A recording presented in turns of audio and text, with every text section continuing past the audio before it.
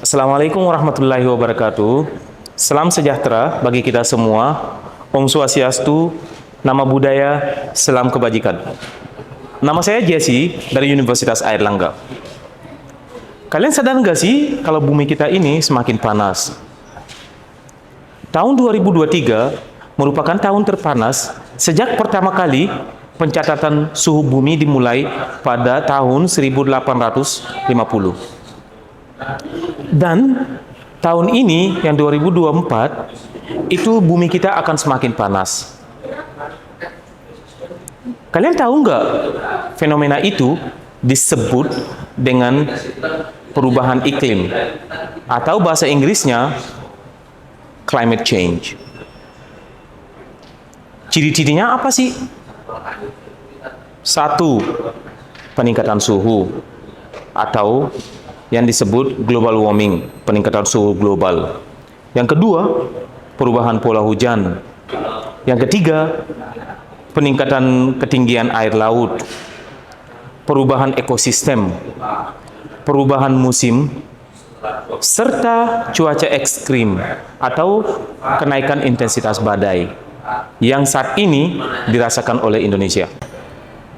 Mari kita lihat dari kutub utara, di mana bongkahan esnya itu mencair.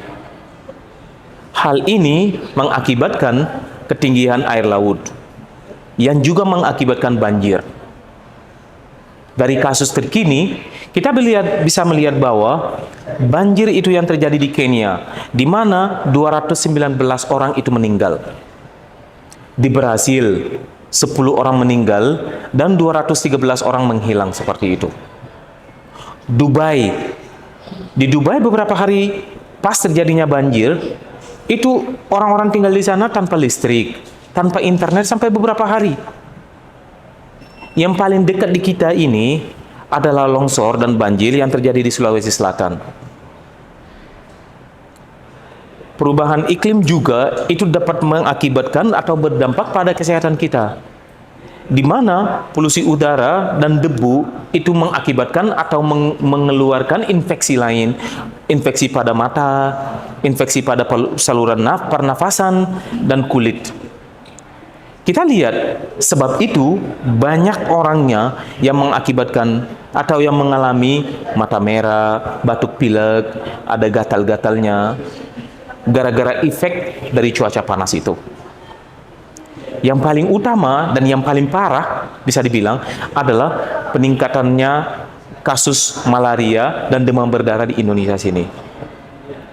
Di mana itu penyakit itu semuanya sudah tahu, penyakit itu mematikan. Penyakit kardiovaskular itu juga terjadi akibatnya polusi udara. Ada stroke, ada polusi udara yang bisa mengakibatkan asma, paru kronik, penyakit paru kronik, ada asmanya, ada kanker paru, ada penyakit jantung juga bisa diakibatkan oleh karena itu. Nah, semakin parah kan akibatnya dari cuaca ekstrim. Dampak lainnya adalah berkurangnya lumbung pangan manusia. Pertanian terganggu akibat curah hujan yang tidak teratur, itu juga bisa menyebabkan penurunan produksi pangan. Seperti El Nino yang terjadi di Indonesia sini pada awal tahun ini 2024. Di mana harga berasnya jadi naik. Bisa jadi juga penyakit yang namanya stunting itu juga bisa naik. Karena minimnya juga pangan orang. Bahan makannya itu jadi lebih mahal, pergi ke pasar hari ini, makanannya dibeli hari ini 10.000, besoknya datang itu udah naik jadi 20.000. Karena kenapa? Minimnya kurangnya pangan kita. Daerah-daerah pesisir juga rentan terhadap itu, efek dari perubahan iklim. Karena permukaan laut akan naik. Kalau permukaan lautnya naik, tempat tinggalnya mereka akan terganggu. Oleh karena itu, mereka juga akan susah untuk bisa mendapatkan mata pencaharian mereka dari lautnya, dan tempat tinggalnya mereka juga akan terganggu, akan juga terancam terhadap terjadinya banjir. Nah, Kita tidak bisa mengabaikan fakta bahwa perubahan iklim ini adalah tantangan besar bagi kita. Tapi kita bisa melakukan sesuatu untuk bisa menguranginya. Satu, mengurangi emisi karbonnya dikurangi emisinya. Mendukung kebijakan setempat. Bagaimana kita bisa mengabaikan atau meninggalkan penggunaan plastik, menggunakan bahan daur ulang, menggunakan transportasi umum di mana kita menggunakan energi yang lebih minim, beralih ke bola lampu yang LED. Jangan menggunakan pendingin udara, pendingin kamar, itu dikurangin agar polusi udaranya bisa minim. Mari kita berkomitmen untuk jadi bagian dari solusi, bukan bagian dari masalah.